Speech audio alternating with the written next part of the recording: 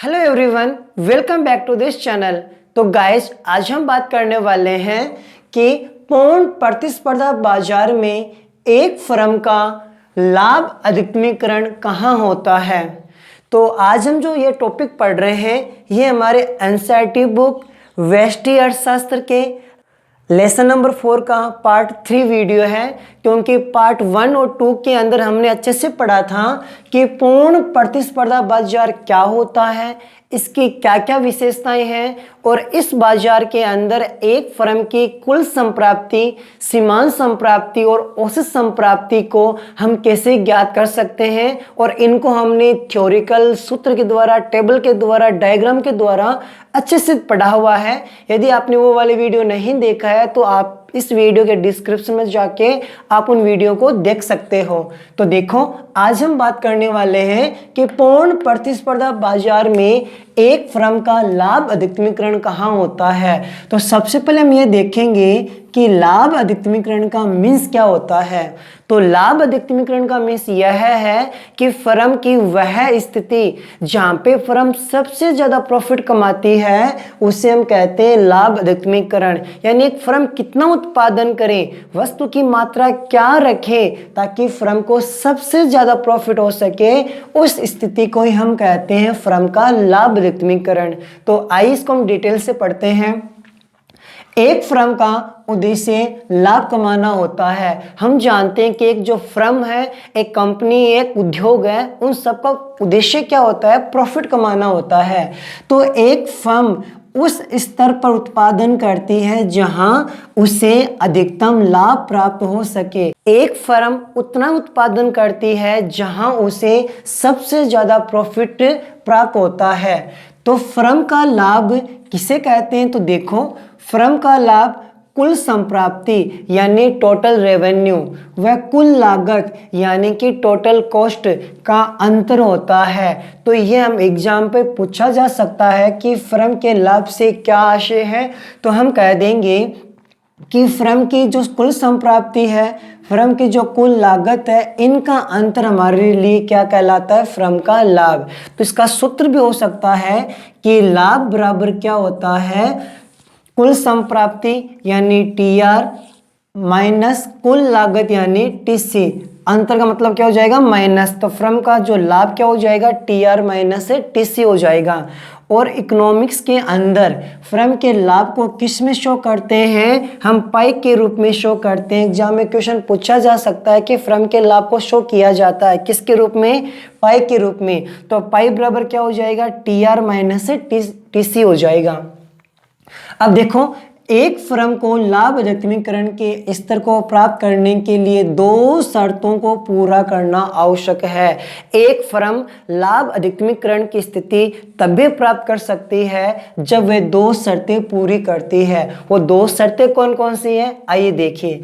सबसे पहली शर्त है कि कीमत, जिसको हम P के रूप में शो करते हैं। तो पूर्ण प्रतिस्पर्धा बाजार के अंदर कीमत, MR व AR तीनों क्या होते हैं? बराबर होते हैं।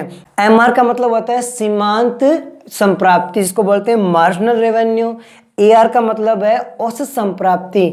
और कीमत यानी प्राइस, ये तीनों बराबर होती है। कौन से बाजार में? पूर्ण प्रतिस्पर्धा बाजार में। तो पहली शर्त है कि कीमत है वो सीमांत लागत यानी मार्जिनल कॉस्ट, जिसको हम बोलेंगे MC, के क्या होना चाहिए? समान होना चाहिए। यानी जहां पर कीमत व सीमांत संप्राप्ति है वह लाभ अधिकतमीकरण की पहली शर्त फर्म पूरी करेगी।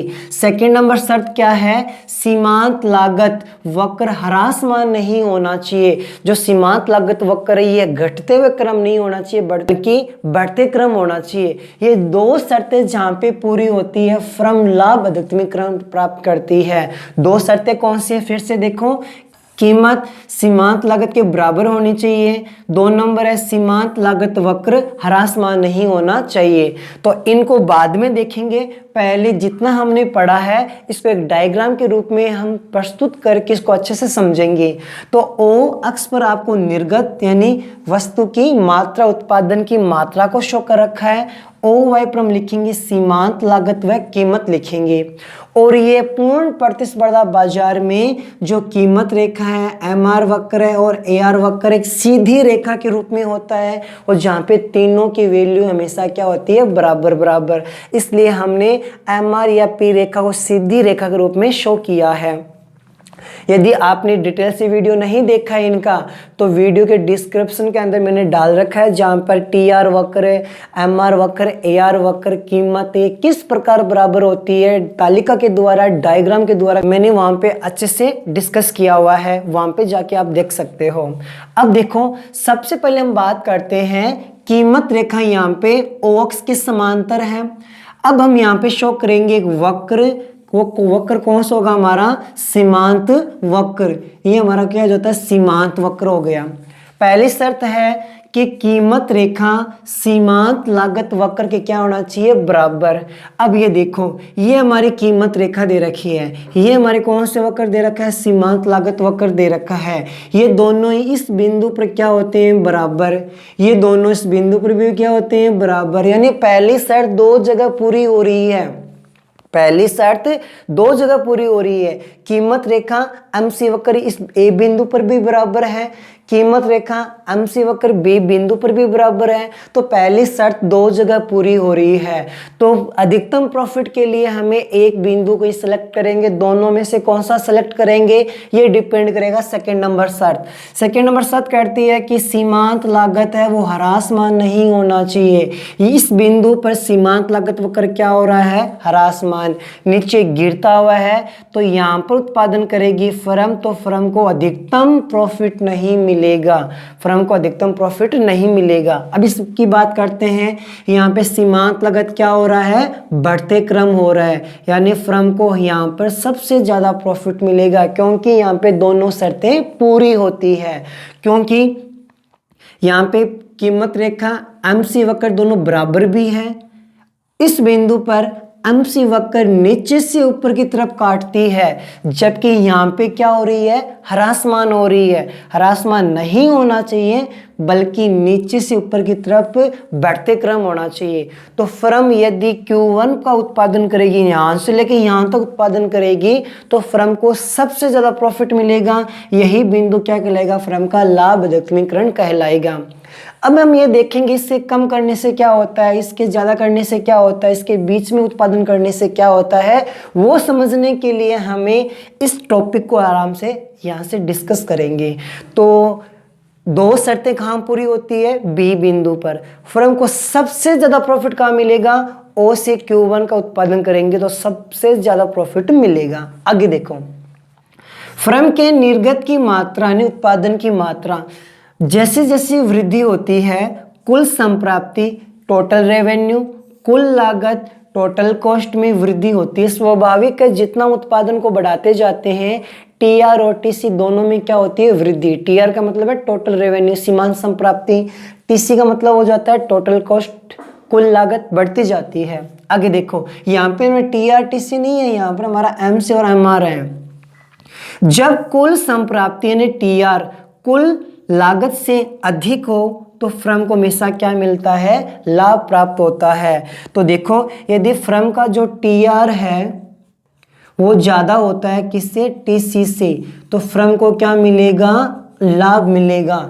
यहाँ पे टीआर टीसी नहीं है, आराम से समझो इसको। फर्म का टीआर ज्यादा होता है टीसी से, तो फर्म को क्या मिलेगा, लाभ। और इस कंडीशन के अंदर एम से एमआर कहाँ होता है वो देखो। इस स्थिति के अंदर एमआर एमसी से क्या होगा, अधिक होगा। इस कंडीशन में एमआर क्या होगा, ज्यादा होगा किससे, एमसी से। डायग्राम में देखते हैं इस चीज को, कहां पर एम आर ज्यादा है, एम सी से, क्योंकि टी आर टी सी है नहीं यहाँ पर दे रखा है एम आर एम सी। तो यहाँ पर दे रखा है एम सी वक्र, यहाँ दे रखा है एम आर वक्र यानी कीमत रेखा। ये तो एम सी वक्र ज्यादा हो गई, हमें देखना है एम आर कहां पर ज्यादा है। इस बिंदु के बाद में एम आर ज्यादा हो जाता है और हमारा एम सी वक्र क्या हो जाता है, कम हो जाता है, मतलब नीचे गिरता हुआ होने लग जाता है। तो जहां पर एम आर ज्यादा है, MC कम है, फर्म को क्या होता है, लाभ। TR ज़्यादा है TC, तो फर्म को लाभ मिलेगा। और इस कंडीशन में MR क्या होगा, ज़्यादा किससे, MC से। यानी ये जो एरिया दे रखा है इसके बीच में फर्म कहीं पर भी उत्पादन करे, फर्म को क्या मिलेगा, लाभ मिलेगा। यदि फर्म यहाँ पे उत्पादन कर लेती है तो फर्म को क्या मिलेगा, लाभ, क्योंकि फर्म का MR यानी कीमत ज़्यादा है, MC क्या है, कम। जब भी फर्म का MR या कीमत रेखा ज़्यादा होती है MC से, फर्म को हमेशा लाभ मिलेगा। तो फर्म यदि उत्पादन Q से स्टार्ट कर देती है, इससे ज़्यादा उत्पादन कहीं पर भी करे, फर्म का कंटिन्यू लाभ बढ़ता जाएगा। लेकिन सबसे ज़्यादा प्रॉफिट कहाँ मिलेगा, इस बिंदु पे मिलेगा। प्रॉफिट यहाँ से बढ़ने लगेगा, धीरे धीरे प्रॉफिट बढ़ता जाएगा। यदि उत्पादन को यहाँ पे करते हैं तो प्रॉफिट कंटिन्यू बढ़ता जाएगा और यहाँ पे उत्पादन करने प्रॉफिट सबसे ज़्यादा हो जाएगा। अब आप सोच रहे होंगे इसके बीच में ज़्यादा अंतर है तो प्रॉफिट यहाँ पे ज़्यादा होना चाहिए। ये हम TR TC की बात नहीं है, हम MR MC की बात कर रहे हैं। इसलिए इनके बीच के अंदर कहीं भी उत्पादन करें फर्म को नॉर्मल प्रॉफिट होगा और यहाँ पे फर्म को सबसे ज़्यादा प्रॉफिट होगा। अब हम ये देखते हैं इससे कम करने से क्या होता है, इससे ज़्यादा करने से क्या होता है। आगे देखो, यदि TR TC से कम हो, यानी जो हमारा जो TR है वो कम हो जाए किसे, TC से, तो फर्म को क्या होगी, हानि। तो फर्म को क्या होगी, हानि होगी। और इस कंडीशन में क्या होगा, MR MC से क्या हो जाएगा, कम। इस कंडीशन के अंदर जो MR है वो कम हो जाएगा MC से। डायग्राम में देखते हैं कहाँ पर MR MC से कम है, जहाँ पर भी MR MC से कम होगा हमें या फर्म को क्या होगी, हानि। ये दे रखा है MR, P बोल दो, MR बोल दिए। MR दे रखा है, ये MR दे रखा है MC। यहाँ पे MR कम है जबकि MC क्या है, ज़्यादा। तो इस एरिया में फर्म यदि उत्पादन करेगी फर्म को क्या होगी, हानि होगी। यदि फर्म यहाँ पे उत्पादन करती है तो फर्म को क्या होगा, लॉस हो जाएगा। क्यों होगा, क्योंकि MR कम है और MC क्या है, ज़्यादा है। यानी जो सीमांत संप्राप्ति कम है, सीमांत लागत क्या है, ज़्यादा। यदि फर्म O से O के बीच में उत्पादन जहाँ पर भी करती है फर्म को हमेशा क्या होगा, लॉस।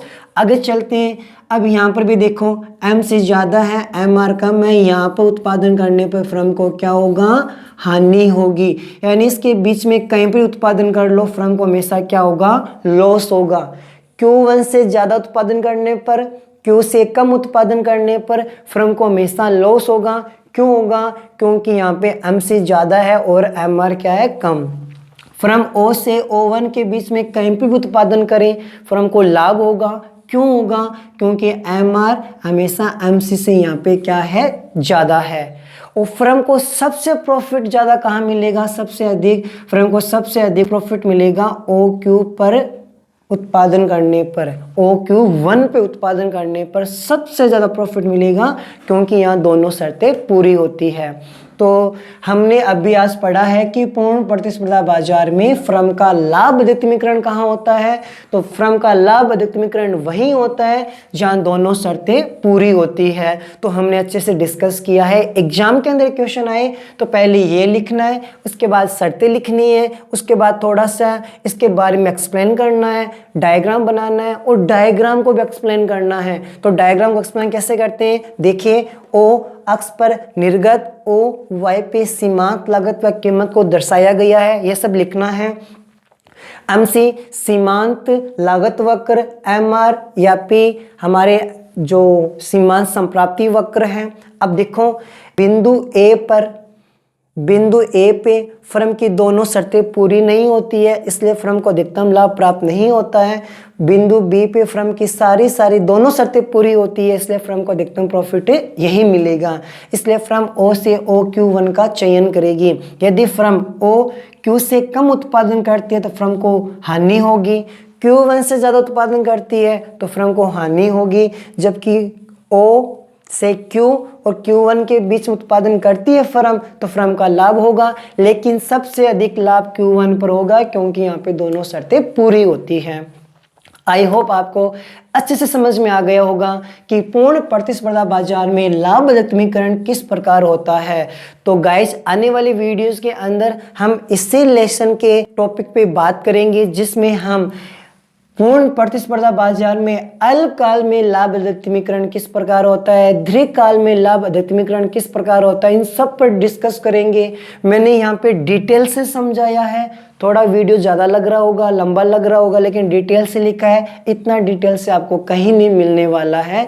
इसलिए यदि वीडियो पसंद आए तो प्लीज़ वीडियो को लाइक करना है, अधिक से अधिक शेयर करना है। यदि आपने अभी तक चैनल को सब्सक्राइब नहीं किया है तो प्लीज़ चैनल को सब्सक्राइब कीजिए। मिलते अगली वीडियो के अंदर। Thank you so much.